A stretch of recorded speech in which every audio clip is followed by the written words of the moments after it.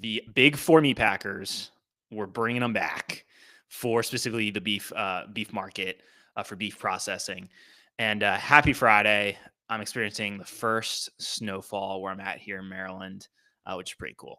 But I want to bring them back into focus because there's new development that happened last month where the DOJ has launched a antitrust investigation into the merger, or not into the merger, into the major U.S. meatpacking companies, allegations of price fixing, other anti-competitive practices, collusion. So I want to get more. I wanted to understand more what was going on here, the history that came up. A lot of it was very surprising. I didn't realize that this has been happening way longer than just November 7th. And there's more involved here too. And I haven't even eaten beef. I'm trying to think of how many years. It's been a long time. This is gonna be for a separate show, but I got brainwashed with the vegan propaganda, and so I was vegan for how many years? A few years. Trying to remember. Definitely, what, 26? Okay, trying to think now. Now, I said I was gonna say this for another show. It's like it was over. Yeah, it was around 5 years, if I remember right. 5 years vegan, and then have added more meat into my diet. And then with beef, I mean, the more I talk about this, the more I'm like, I need a steak. It's making me want a steak here. But I think of again, when I talked about this before with small family farms, and again, all farms, when you think of all farms here in the US, 86% are small family farms. And then when we get into specifically ranchers, that came up in the last show that I did, where it was so surprising for me, where a rancher could raise cattle in Virginia, but then have to send that cattle all the way to Nebraska to get to go to a beef processing meat packer over there. And that got me curious about understanding the big four in the industry, which is Tyson Foods, JBS, Cargill, National Beef, and got me interested in wanting to know more what was going on here, the history, because it just doesn't feel right for me. It doesn't feel right to have a rancher raising cattle and then sending the cattle for feedlots out in Nebraska to then go to the meat packers. It didn't make it didn't make sense to me. Outside of consolidation of power, it goes back to worldview we talked about of power and then the rest of us. And when you can filter through your specific industry as a small business owner, a lot of things that used to not make sense start to make a way more sense. And so I keep coming back to, how do we localize supply chain, including in this area of beef processing? How do you support more local meat packers and support small businesses in this specific industry? Because for those big four, they have over 80% of the U.S. beef processing market. It's a crazy number. Crazy to think about that. And then within those two companies, so JBS and National Beef, the one is owned by a foreign company, and then another one has a majority stake in a foreign company, both of which go back to Brazil. I like to learn more about this and learn more about country of origin. So that came up, and with Brazil, with National Beef, the majority stake is Bar Fridge Global Foods, and they are as I was looking this up, I haven't gone too deep into each one of these companies, but they're rivals, major competitors to JBS. So yeah, I mean, I like knowing that kind of stuff. I think it's cool to understand more about the players within these industries, and within that, you start to get into where things don't make sense.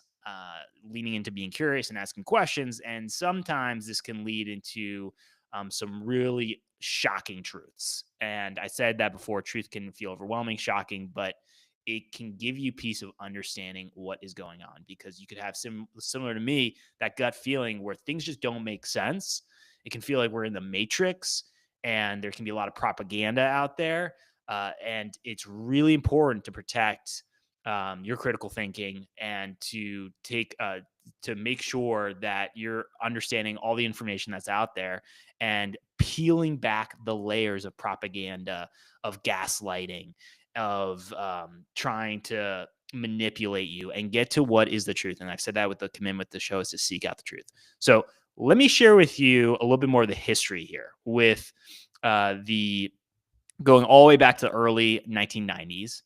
And I want to get into the laws that you can explore more about and learn more about for these laws that are focused on avoiding uh, price fixing, monopolies, collusion between competitors. And I think it's important to know this stuff, like to understand what the laws are. I think it's great to know that in your industry and know what's going on, because then you can figure out where can changes be made that can be meaningful change. And also, when someone says, "Hey, something this has always been the way of the industry," you can take the time to look back in the history and realize, has it always been like that? So that's where change can again happen. And it's really important with the show to be able to figure out ways that we can make changes to, again, go back to this future I talk about. America's future is a small business renaissance. How can we continue to support that and move that forward, again, with this determined movement? So let's welcome back to the show. I gotta keep working on that. Get that sooner to let you know about that. Welcome back to the show for the intro. But let me go to the early 1990s here. So let me break it down. There was a merger investigation into Cargill's Excel Corp, which was planned to acquire Beef America. And what happened was Excel stopped pursuing the acquisition of Beef America due to this investigation by our government. And what happened to Beef America, which I think is interesting, is there's consolidation that was happening at this time, all the way up to to today. You think about now, over 80% of the U.S. beef processing market is with these big four, but there were regional beef processing companies, and one of those was Beef America. But what happened was, because it did not get acquired over time with what was happening with consolidation in the early 2000s, it stopped operations. And it's a question to think about. What does consolidation, what effect does that have on increasing competition? Right? It doesn't. It actually can hold back new players coming into the market with consolidation. And that goes back to, in the last show I talked about, where there seems to be with ranchers, the conversation keeps coming up, is how much regulations there are for making it easier to have local meat packers in their area. And that goes back to competition. It goes back to, okay, this launching of antitrust investigation. And this one was back in the early 1990s. So this has been an ongoing process. Then in 2008, the DOJ stopped JBS from acquiring National Beef. So go back to imagining those two companies that have Brazilian ties. JBS looking to acquire National Beef. What would have happened there for the amount of consolidation and control? So DOJ stopped that. Then in 2019 to 2020, there's a probe in potential price fixing. So that goes back to November 7th of this year with the investigation that is happening that the DOJ launched. So this was going. This happened back in 2019, and what has happened from that is there was a consumer class action that happened. The initial complaint was filed in 2019, and then but then what happened is this became part of a bigger what's the word that I'm trying to say with this, bigger litigation that happened. And so the litigation that you can look up if you want to explore this more and understand what's going on here is the cattle and beef antitrust litigation. So this is the stuff that I find fascinating. Go back to the reason why I bring this up and why we're getting into it is, like, when you can understand the problems, the challenges that you're dealing with in your industry, what is going on in other industries, and understanding the challenges that small business owners are experiencing there, you can then learn ways to adapt strategies into your own field as a leader in your own field. And it's a way to figure out what's going on in other industries. How can I take strategies from those industries and implement them in my own industry? And then when it comes to problems, what problems are being experienced in other industries? And then do I notice similar patterns that are starting to unfold in my industry, so that you can be prepared and aware of what's going on, and then not get sucked into the propaganda, sucked into the manipulation and the gaslighting that can happen, or the, hey, you should just go along with this in our industry. No, you can actually you can hold firm to your values, and be able to voice those concerns, and figure out an alternative to the path that is trying to be sold to you. That's really important. And as small business owners, there's 33 million small businesses across the U.S. that employ 45% of the private workforce. This is a big voice, and we got to remember that. So that's the importance of uniting. Now, this is a bigger one, the cattle and beef antitrust litigation. When I got into understanding this litigation, and again, it's like we're talking surface level here, what I found is that there's an area I want to focus on. Is there's like three key groups that I want to share with you that are in this litigation. It is involving different jurisdictions that involved, and so it's like, it's interesting just how big this is, and then it gets you to ask more questions and gets you to be curious here. So you have the ranchers and cattle producers, so the farmers and feedlots who sell cattle to the packers. And with this group, the claim that's coming up with the litigation is that packers colluded to pay less for cattle. Okay, so that is the claim that's being made. Then you have the direct purchaser track. So this is, supermarkets, wholesalers, restaurants. And so the claim is that, the packers charged too much for boxed beef. And then you have the third group.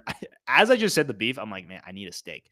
The third one is consumer indirect. So the consumer shopper. And that is, the claim is higher prices at the meal counter. So what I want to get into is what's happened with this litigation, what's been going on. So some dates to think about is that JBS, and it's going against the four big meat packers. Okay. So with JBS, they have agreed to pay it was 83.5 million to the ranchers. So again, you got to think about this. There's like multiple groups here, all with their own claim, and there's a lot going on, and it can be overwhelming to unpack this. But with JBS, I don't know why I say JBS here. 83.5 million was agreed upon to the ranchers. Judge gave final approval in August of this year, 2025. And so those payments, so judge created final approval. Payments are going to then are going out. I believe when I checked that, they were going out. And then they also agreed to cooperate against the to provide internal documents and emails. And you think about that, it's like to go against these other big four. And so you start to see what's going on here. And then back in October of this year, there was motions for preliminary approval of 87.5 million. And how this is broken down is 55 million from Tyson, and then 32.5 million from Cargill. And this is in so this is for the consumer class action. So you think about that group, the consumer shopper. This is the consumer class action, and it's had preliminary approval. There hasn't been any payouts yet or final approval here. It was the preliminary was in Minnesota federal court. The companies, so this was interesting. Companies deny wrongdoing, but agree to cooperate against remaining defendants for the consumers. So with already all this information, the history, you can decide if there is any wrongdoing here in your opinion. But it's not looking good. So this gives you a better idea of what goes on.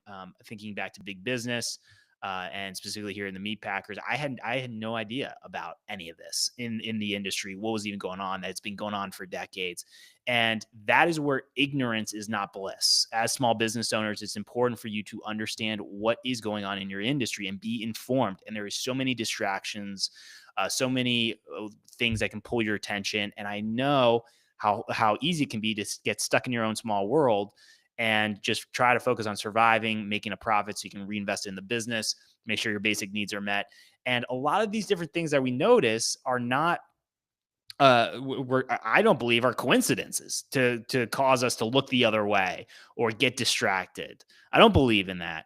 And so I believe that there's a lot of intention here within our industries. And that's where I go back to the saying economic disorder leads to political radicalism. And we as small business owners need to bring economic order to the 1,000+ industries across the US. And it's just been interesting to dive more into this specific industry and learn more about what's going on. So those are the updates right now for what's happening, and specifically so far. But I want to share with you here a little bit more of the history of the laws, so you understand the antitrust laws. And again, with antitrust, what it means is like laws and government actions designed to protect competition in the marketplace and prevent monopolies or collusion. And that is really important for small businesses. Again, the budgets are going to be less for small businesses naturally compared to big business, and it's really important to make sure that I've said it before. Like I lean towards free market capitalism. I'm a markets guy, and so with that as well, it's important to protect competition. I do believe in some limited government involvement with free market capitalism. That's important in order to avoid monopolies and comes back to making sure that we are caring for the consumer as well. That's really important because, as I said before, for decades, our livelihoods have been stolen from us. And I think of that for young people. So we got to come back to caring long term, not just short term, and care about the consumer, build trust and predictability with the consumer so they know what to expect moving forward.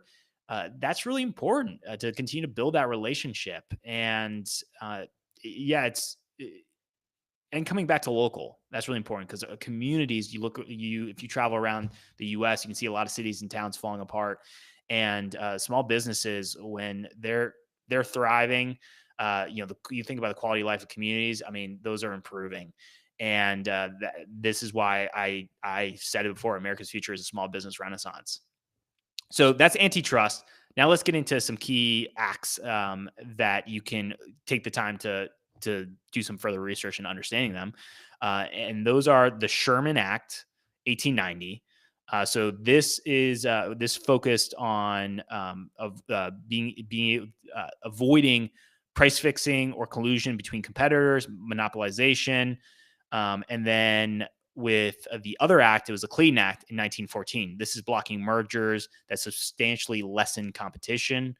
And then you have the Federal Trade Commission Act in 1914, unfair methods of competition, and then created the Federal Trade Commission. And what comes up, I've seen it for decades, going all the way back to 2008, accountability. I mean, that is what we want. As Americans, we want accountability when someone does something that is against the law, that is I think about that violating trust. We want accountability, and that's something that we need to bring back into the institutions is accountability. We need to bring that back as consumers and where we're spending our money for accountability. And we need to remind ourselves that it's not hopeless out there, that we have powerful voices, and remind yourself that the truth is such a powerful force. And it's something that you can express through your voice is the truth. And we keep talking about that and sharing that and sharing what is going on and not letting evil forces stay hidden in the shadows. This is where meaningful change can happen. Because I love this country. I hope you love this country too, but it's not perfect. And there's a lot of work that we have to do to uh, because there have been I think about our ruling class leaders have rigged the system for decades to keep down good, decent middle class Americans and small businesses, and change has to happen moving forward. I think of where's there unnecessary regulation as well that stifles competition, focusing on that, and then making sure that there is accountability and enforcement within the industries. And so it's not either or, and we got to get over that and move forward and realize it's an and within that, it's like where can improvements be made in the industry. So that gives you a better idea of what's going on currently with the big four meat packers. This is not going to be the last show. There'll be more shows for sure about this specific industry, and then overall, the small family farms. Talking more about what's going on there within. I haven't even gotten into chicken or pork for those industries and what's going on with processing with the processing market. So there's a lot here, but it didn't feel right. I think about that for me to have a rancher, as I said, raise the cattle in Virginia and then take the cattle to Nebraska for the feedlots to then finish with going to a meat packer. And then wherever that meat goes, who knows where that goes? I don't know where that goes for where the meat could go after that of getting processed. I mean, it's all over the country. So this we got to come back to local for the wherever we can for the supply chain and be able to decentralize as well. That I think is going to be absolutely pivotal as we move forward. Is figuring out those ways to support again the local communities and remind ourselves of the importance of community. So thank you for your support with this movement. It's awesome to have your support here. It continues to move me forward courageously in seeking out the truth and sharing that with you because it's hard when you see the truth at moments and then being able from there to share that with you. But that is, as I said before, what you can expect from this show. And then I'll see you next week on Monday.